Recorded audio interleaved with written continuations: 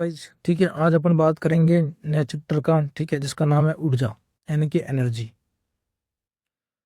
राजस्थान के अंदर ऊर्जा के क्या क्या स्कोप हैं, ठीक है। राजस्थान में कौन कौन सी प्रकार की ऊर्जा बनाई जाती है, कौन कौन से ऊर्जा के संसाधन हैं और उन्हें कैसे प्राप्त किया जाता है। और जो राजस्थान के अंदर जो भी ऊर्जा की संभावना है, उनके लक्ष्यों उद्देश्यों को किस प्रकार राजस्थान सरकार के द्वारा प्राप्त किया जा सकता है, कौन कौन सी गवर्नमेंट योजनाएं बनेगी है, और कौन कौन सी ऊर्जा का यहाँ पे उत्पादन के आधार पर, ठीक है, यहाँ पे संभावना है, ठीक है, इसको अपन चर्चा करेंगे, ठीक है। तो सबसे पहले अपन देखेंगे ऊर्जा संसाधनों का वर्गीकरण। क्या देखेंगे? ऊर्जा संसाधनों का वर्गीकरण। अब ऊर्जा संसाधनों का जो वर्गीकरण है, क्लासिफिकेशन, ठीक है, उस क्लासिफिकेशन के अंदर अपन देखेंगे कि ये दो प्रकार के होते हैं, ठीक है। एक तो दो प्रकार का मतलब कि वो किसके आधार पर है, ठीक है। तो किस आधार पर है? एक तो संभावना के आधार पर। क्या? संभावना के आधार पर। संभावना का मतलब हो गया कि वो उसकी वो कितने टाइम तक चलेगी, ठीक है। और उसके बाद में आ जाता है दूसरा, उपयोग या उत्पादन के आधार पर। उसका क्या यूटिलाइजेशन है या किस प्रकार से उसका प्रोडक्शन किया गया है, उसके आधार पर, ठीक है। तो अपन ने जो ऊर्जा संसाधनों का जो वर्गीकरण किया है वो दो आधार पर किया है, एक तो संभावना के आधार पर, एक उत्पादन और उपयोग के आधार पर, ठीक है। तो जो संभावना के आधार पर किया है वो अपन ने दो प्रकार से किया है, एक है नवीकरणीय एक है अनवीकरणीय।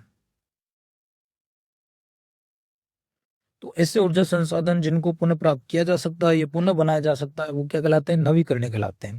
जैसे कि हाइड्रो एनर्जी यानी कि जल से द्वारा ऊर्जा, सौर ऊर्जा, पवन ऊर्जा, बायोगैस, बायोमास, ज्वारीय ऊर्जा, भूतापीय ऊर्जा। और ऐसी ऊर्जा जिनको अपन एक बार प्राप्त करके फिर उसको दोबारा नहीं बनाया जा सकता या दोबारा पुनः प्राप्त नहीं किया जा सकता, इसी प्रकार की ऊर्जा को अपन अनवीकरणीय ऊर्जा कहते हैं। अब अनवीकरणीय ऊर्जा के अंदर तापीय ऊर्जा, जो अपन तापीय ऊर्जा प्राप्त करते हैं जो प्लांट के द्वारा, ठीक है, वो कोयले का द्वारा स्टीम टरबाइन को चलाया जाता है, तो कोयला हो गया वो तापीय ऊर्जा, वो क्या है? अनवीकरणीय। क्योंकि कोयले का अपन पुनः प्राप्त नहीं कर सकते एक बार कोयले से ऊर्जा बनाने के बाद में। प्राकृतिक गैस हो गई, पेट्रोलियम हो गई, ये सब प्रकार की अनवीकरणीय ऊर्जा के अंदर आती है, ठीक है। उसके बाद में परमाणु ऊर्जा, जो परमाणु ऊर्जा के अंदर अपन यूरेनियम और थोरियम यूज करते हैं, उससे जो प्राप्त ऊर्जा है वो भी क्या है? अनवीकरणीय। इनको प्राप्त पुनः प्राप्त नहीं किया जा सकता। उसके बाद में जो उपयोग या उत्पादन के आधार पर जो ऊर्जा है वो दो प्रकार की होती है, एक तो होती है परंपरागत और एक होती है गैर परंपरागत। गैर परंपरागत। तो जो परंपरागत ऊर्जा संसाधन है, ऐसे ऊर्जा संसाधन जिनका उपयोग लंबे समय से किया जा रहा है और जिनसे ऊर्जा पुरानी तकनीक से उत्पादित होती है, क्या कहलाता है? परंपरागत ऊर्जा संसाधन कहलाता है। तो परंपरागत ऊर्जा संसाधन क्या है? ऐसी ऊर्जा संसाधन जिनका उपयोग एक तो बहुत लंबे टाइम से हो रहा हो, यानी कि बहुत समय से चले आ रहा हो, ठीक है। और जिसके अंदर अपन ऊर्जा का जो उत्पादन कर रहे हैं वो क्या, जो अपनी पुरानी टेक्नोलॉजी है, उस पुरानी टेक्नोलॉजी या पुरानी तकनीक कैसे उत्पादित कर रहे हैं, उस प्रकार की ऊर्जा को क्या कहा जाता है? परंपरागत ऊर्जा कहा जाता है या परंपरागत ऊर्जा संसाधन कहा जाता है। और इसके अंदर जो एग्जाम्पल है, जैसे कि जल ऊर्जा। जल ऊर्जा को अपन क्या है, बहुत टेक्नोलॉजी बहुत टाइम से यूज कर रहे हैं। तापीय ऊर्जा, जो कोयला, गैस, पेट्रोलियम के जो प्लांट है, अपन को 100 साल से 150 साल हो गए, ये 200 साल भी हो गए, ठीक है। तो अपन उसको लंबे समय से उपयोग कर रहे हैं और उनसे जो ऊर्जा प्राप्त की जाती है वो पुरानी टेक्निक यानी कि पुराने जो प्लांट है जिस तरीके से बने हुए हैं उससे क्या पर आधारित है, ठीक है। उसके बाद में गैर परंपरागत ऊर्जा स्रोत, ये गैर परंपरागत ऊर्जा संसाधन, ऐसे प्रकार के ऊर्जा संसाधन जो कि मॉडर्न टेक्नोलॉजी यानी कि नवीन या उन्नत तकनीक के आधार पर बनाई जाती है, उत्पादित होती है, उस प्रकार की ऊर्जा को क्या कहा जाता है? ये परंपरागत ऊर्जा संसाधन कहा जाता है। अब इसके अंदर आ जाती है परमाणु ऊर्जा। परमाणु ऊर्जा के लिए जो एटॉमिक रिएक्टर्स होते हैं वो एक लेटेस्ट टेक्नोलॉजी है, ठीक है। सौर ऊर्जा, अपन जो सौर प्लांट लगते हैं ये पहले नहीं थे, अभी लगते हैं, लेटेस्ट, ठीक है। तो पवन ऊर्जा, बायोगैस और बायो मास और भूतापीय ऊर्जा, ये सभी क्या है? ये परंपरागत ऊर्जा संसाधन है। मतलब कि ये बहुत लंबे समय से नहीं चल रहे हैं, बल्कि नवीन टेक्नोलॉजी है, न्यू टेक्नोलॉजी है, जो कि उन्नत तकनीकी या आधुनिक तकनीकी के ऊपर आधारित है। अब अपन बात करते हैं उत्पादन क्षमता यानी कि प्रोडक्शन कैपेसिटी के आधार पर ऊर्जा स्टेशन के कितने प्रकार होते हैं, ठीक है। तो उत्पादन क्षमता यानी कि प्रोडक्शन कैपेसिटी के आधार पर ऊर्जा स्टेशन के प्रकार।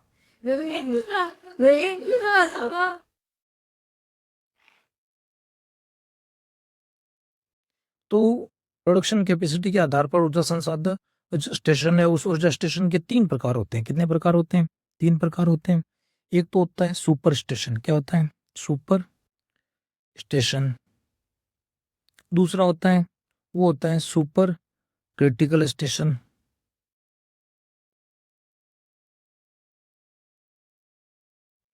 और तीसरा होता है अल्ट्रा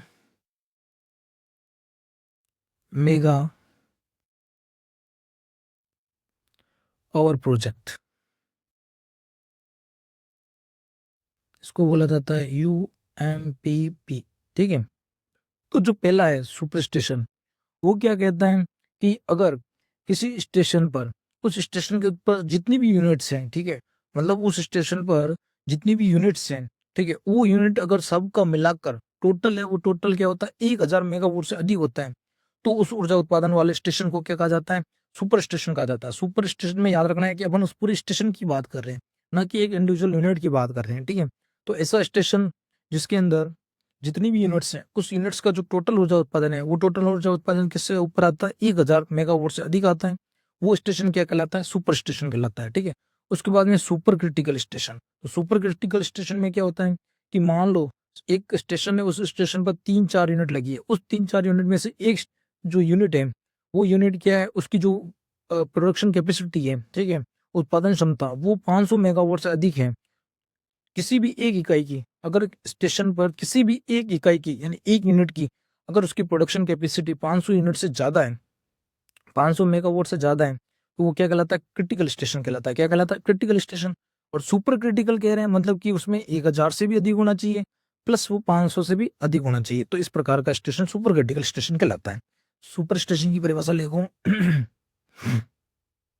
1000 मेगावाट से 1000 मेगावाट से अधिक ऊर्जा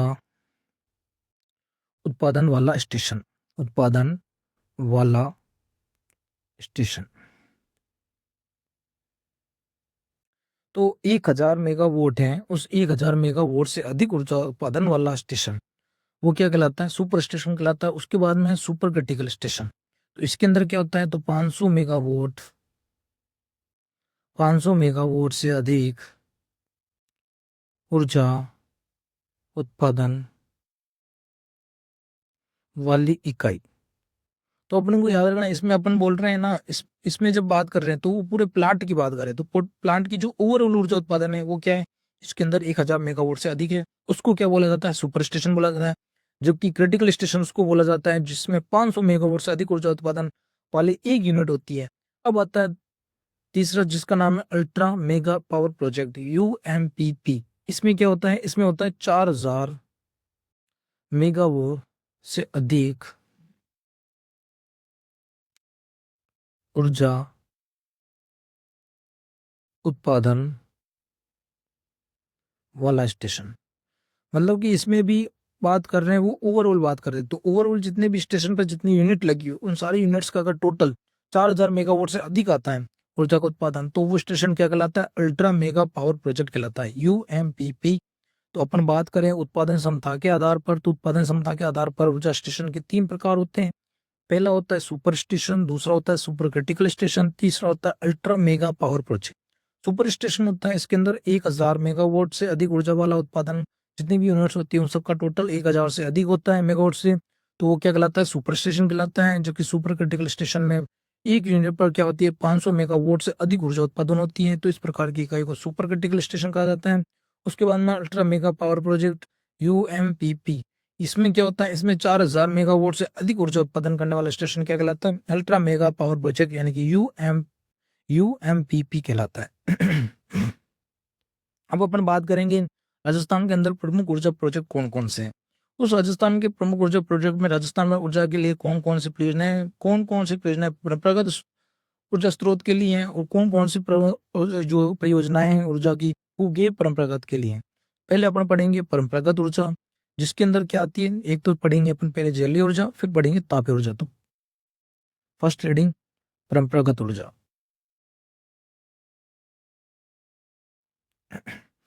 अब परंपरागत ऊर्जा में अपन बात करेंगे, वो किसकी बात करेंगे? एक तो जलीय ऊर्जा की, और दूसरा बात करेंगे तापीय ऊर्जा की। ठीक है। तो अपन पहले बात करते हैं इसमें जलीय ऊर्जा। कौन सी ऊर्जा? जलीय ऊर्जा।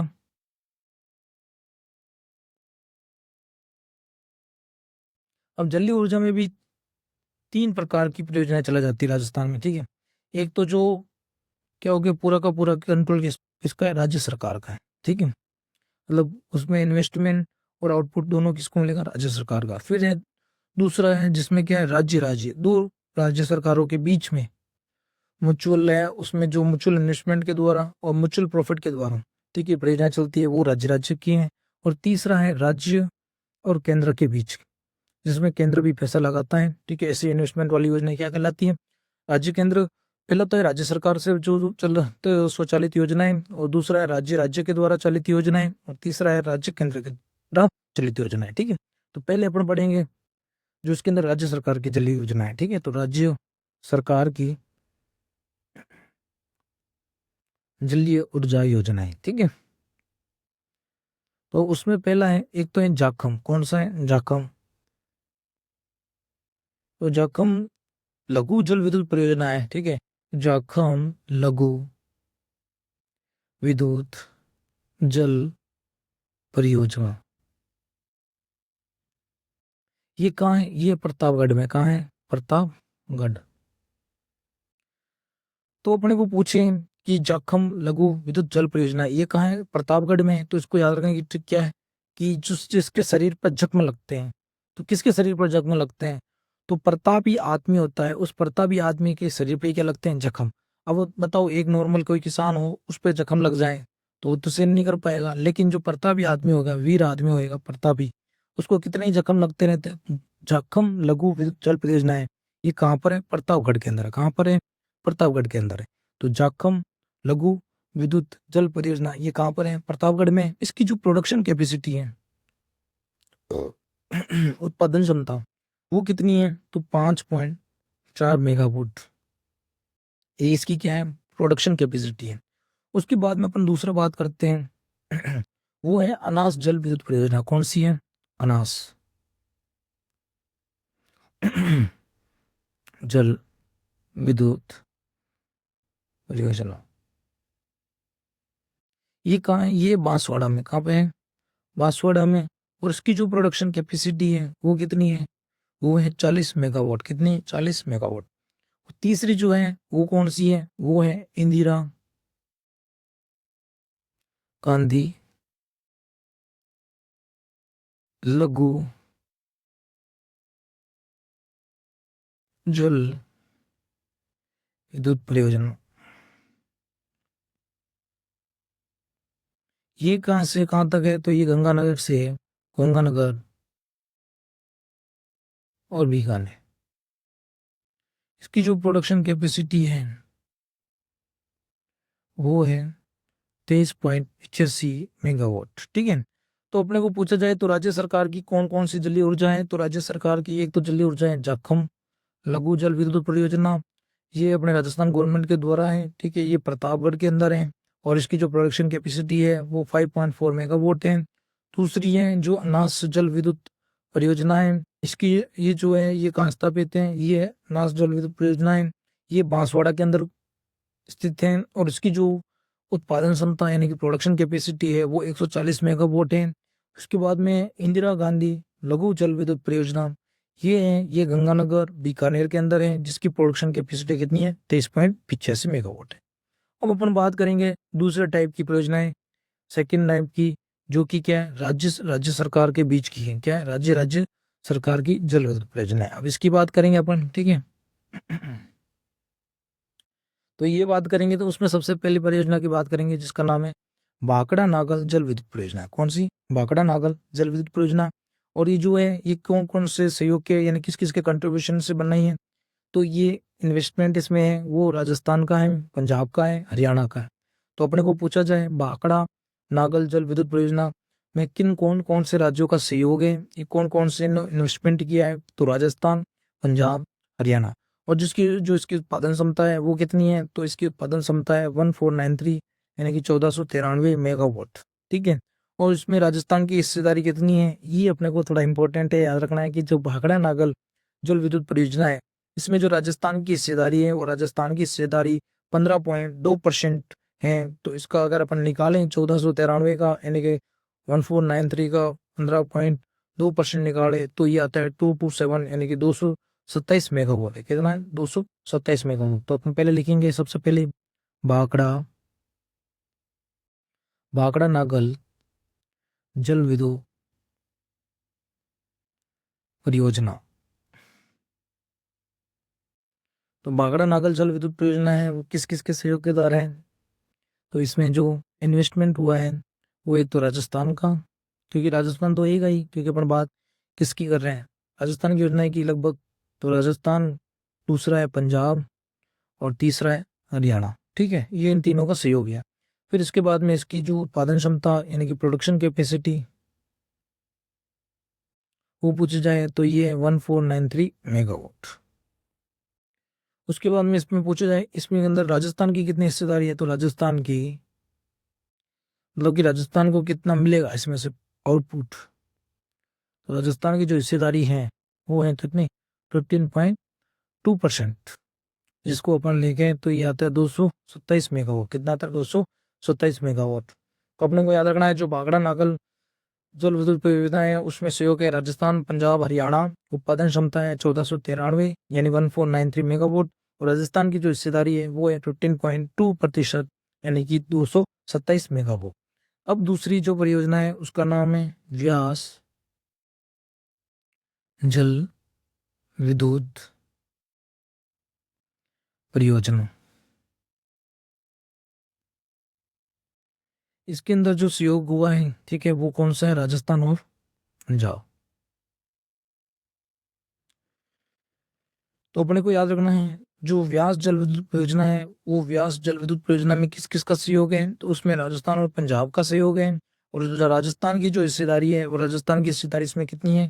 तो 422 यानी 422 मेगावाट है। ठीक है, और इसके अंदर जो प्रमुख बांध है वो कौन कौन से बने हुए हैं? तो प्रमुख बांध बने हुए दो।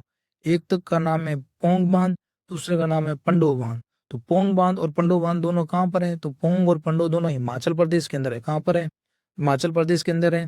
और इससे अपने को कितना मिलता है? तो इसमें पोंग बांध से तो मिलता है 50% और पंडो से मिलता है 20%। ठीक है, तो पूछा जाए व्यास जल विद्युत परियोजना है वो कौन कौन से राज्यों के सहयोग यानी इन्वेस्टमेंट के द्वारा, कंट्रीब्यूशन के द्वारा मिलकर बनी है? तो वो एक तो राजस्थान सरकार और दूसरी है पंजाब सरकार। ठीक है, और इसमें राजस्थान की हिस्सेदारी कितनी है? तो राजस्थान की हिस्सेदारी व्यास जल विद्युत परियोजना में राजस्थान की हिस्सेदारी वो है 422 मेगावाट। फिर इसके अंदर जो प्रमुख बांध है वो प्रमुख बांध कौन कौन से हैं? तो इसमें प्रमुख बांध एक का नाम है पोंग बांध और दूसरा का नाम है पंडोह बांध।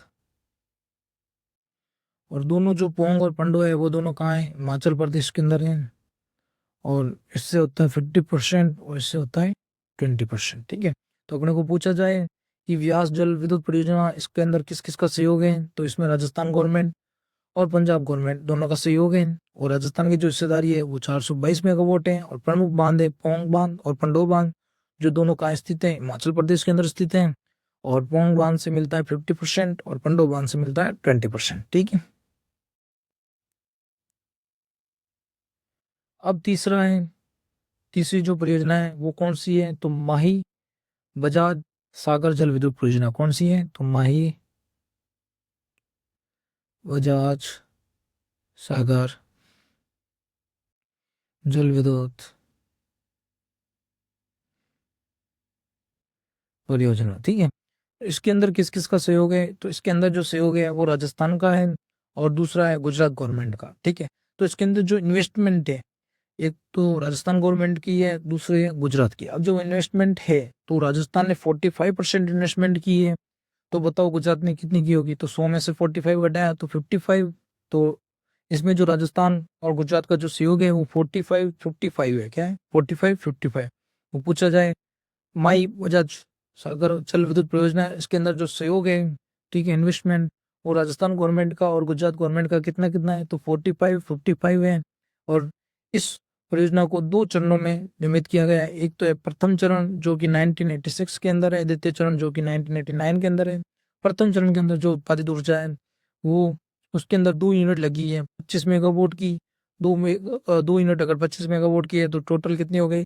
टोटल हो गए 50 मेगावाट उत्पादन हुआ है प्रथम चरण के अंदर। फिर द्वितीय चरण के अंदर 45 मेगावाट की 2 यूनिट है, तो इसका मतलब टोटल उत्पादन हुआ है 90 मेगावाट। अब इसके अंदर जो उत्पादित ऊर्जा है, ठीक है, इस परियोजना के अंदर जो उत्पादित ऊर्जा है 100% ऊर्जा, वो 100% ऊर्जा का राजस्थान की जो आदिवासी क्षेत्र है उसके अंदर वितरित की जाती है। तो प्रथम चरण के अंदर 50 है, सेकंड चरण के अंदर 90 है, तो ओवरऑल कितना हो गया, तो 50 + 90 यानी कि 140 मेगावाट है। वो 140 मेगावाट जो टोटल कंप्लीट ऊर्जा है उसको क्या है 100% ऊर्जा को राजस्थान के कौन से क्षेत्र में वितरित किया जाता है, आदिवासी क्षेत्र के अंदर वितरित किया जाता है। ठीक है, तो ये याद रखना है तुम कौन सा, तो माही बजाज सागर जल विद्युत परियोजना। इसके अंदर अब लिखो सहयोग। तो इसके अंदर जो सहयोग है वो एक तो राजस्थान गवर्नमेंट का है और दूसरा किसका है, गुजरात का है। और इसका इन्वेस्टमेंट जो है वो कितना है, 45:55 के अंदर है। 45:55 के अंदर इसका जो इन्वेस्टमेंट है। और ये कितने चरणों में निर्मित होती है, तो 2 चरणों में निर्मित है। कितने चरणों में, 2 चरणों में निर्मित है। तो प्रथम चरण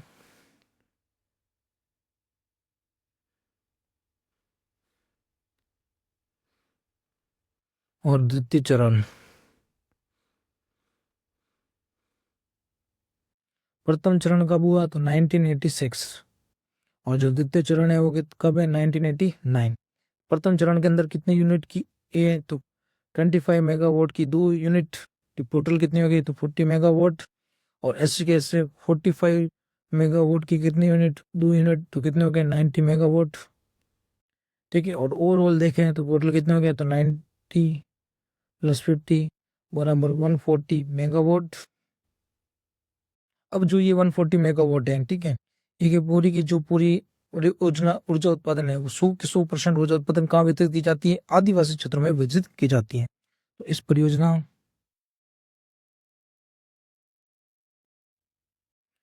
में उत्पादित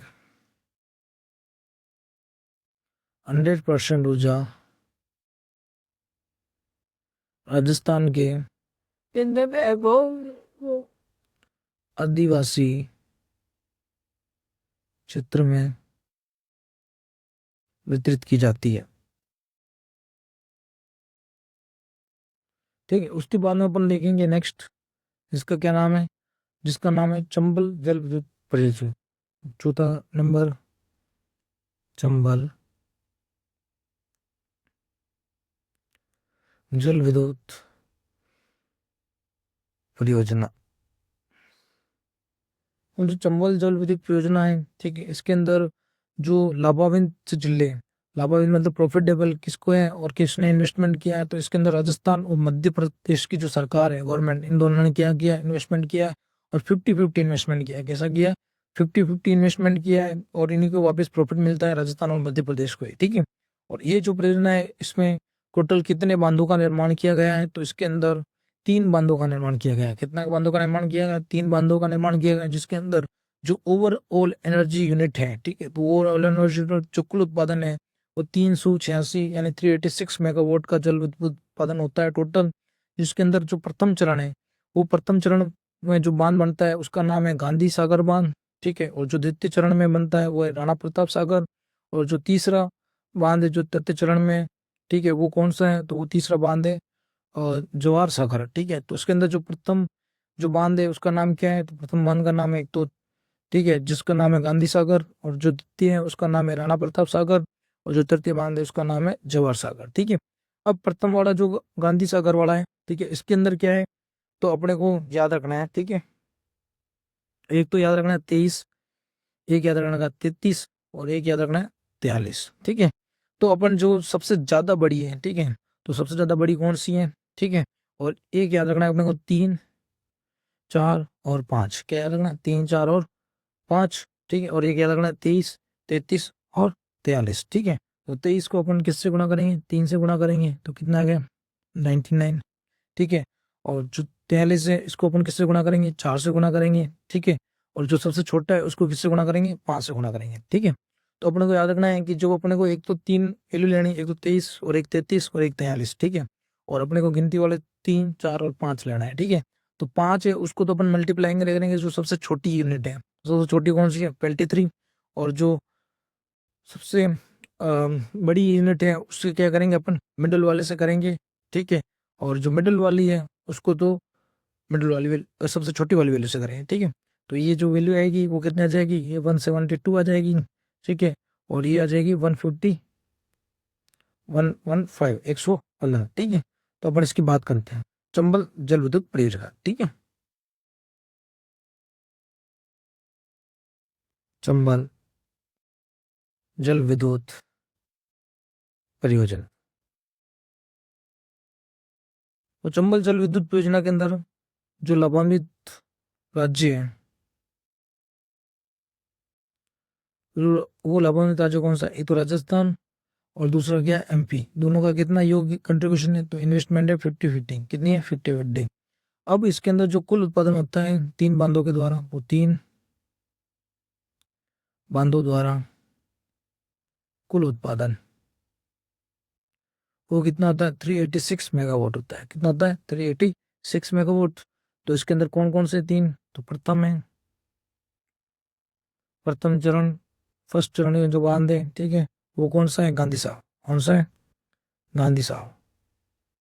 फिर जो सेकंड वाला है, वो सेकंड वाला कौन सा है महाराणा प्रताप साहब। फिर जो थर्ड वाला है वो कौन सा है, और थर्ड वाला है जवाहर साहब।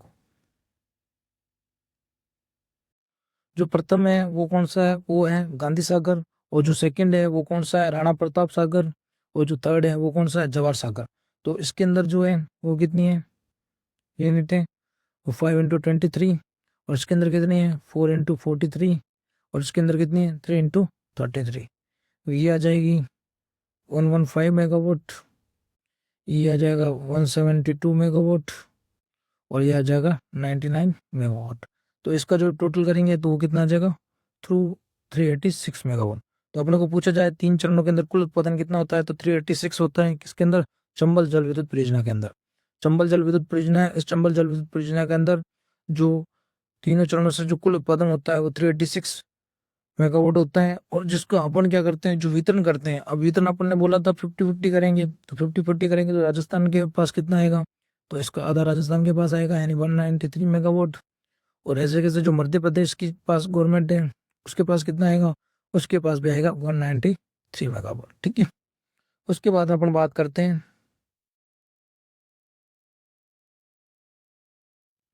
5 हुई, ठीक है। उसका नाम क्या है, उसका नाम है राहु घाट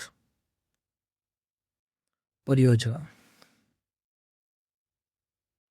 तो जो राहु घाट परियोजना है ये कहाँ पे है, तो यहाँ पे करौली में, कहाँ पे है करौली। और ये अभी वर्तमान में खुली नहीं, ये प्रस्तावित है, क्या है प्रस्तावित, मतलब कि गवर्नमेंट ने बजट में घोषित किया होगा कि ये बनने वाले। तो राहु घाट परियोजना है, वो राहु घाट परियोजना कहाँ पर है करौली में, और ये क्या है प्रस्तावित है। और ये कौन सी नदी पर है, तो ये चंबल नदी पर स्थित परियोजना है, किस पर है चंबल नदी पर स्थित परियोजना है। इसके अंदर जो ये राजस्थान सरकार तथा मध्य प्रदेश की क्या है संयुक्त परियोजना है, मतलब कि इन दोनों का कंट्रीब्यूशन है, और वो भी कितना है 50-50 है। और इसकी जो उत्पादन कैपेसिटी है वो कितनी है 79 मेगावाट है। तो आपको याद रखना है राहु घाट परियोजना कहाँ पर है करौली के अंदर है, और क्या है प्रस्तावित है, क्या है प्रस्तावित, ठीक है। और कौन सी नदी पर है, तो ये चंबल नदी पर, चंबल नदी पर स्थित परियोजना।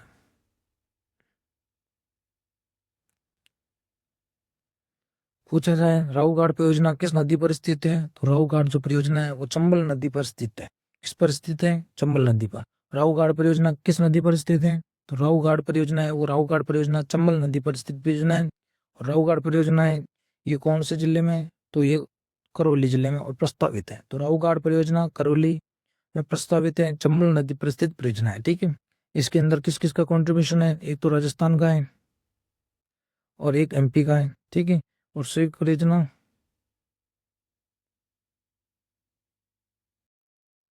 और कंट्रीब्यूशन ये इन्वेस्टमेंट है वो कितना है 50-50 है, कितना है 50-50।